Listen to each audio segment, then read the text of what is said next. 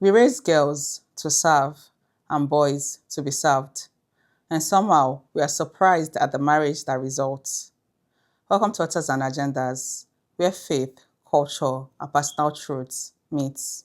Today, we are naming a problem that many of us have felt, but haven't always had the language to confront: how we raise boys. I recently watched an interview where a woman shared her experience in a toxic and emotionally abusive marriage. Her husband was narcissistic, controlling, and cruel in private, but in public, he was charming. She described him as walking around with his hand behind his back, as though the world owed him reverence. And when their daughter spoke up against his treatment of the mother, he flicked his finger and said, "Are you talking to me?" The interviewer asked, "Where do you think this comes from? Is it how men are raised?" And her answer was piercing. "We spoil our men. They are treated like the golden child." And it gets into their head. This isn't just her story. The comment section under that video was flooded with comments of people saying, "I have lived this. This was my father," or "This was my husband." And honestly, I could relate too. I'm not angry at my parents. They did what they knew.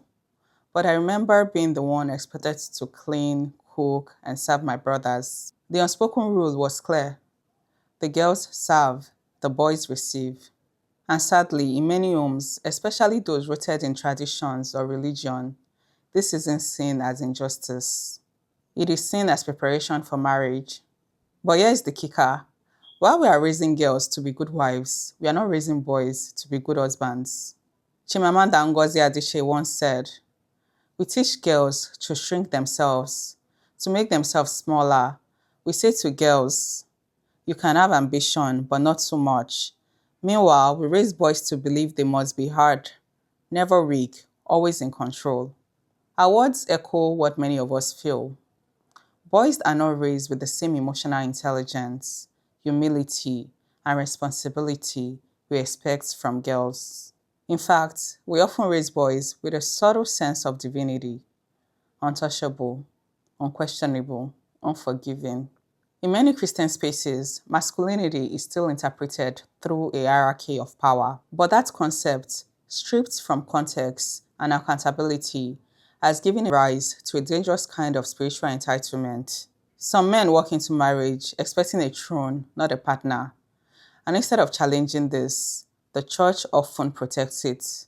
After all, how do you confront a man who has been taught since childhood that he speaks for God? So how do we begin to unlearn this? We start by asking other questions.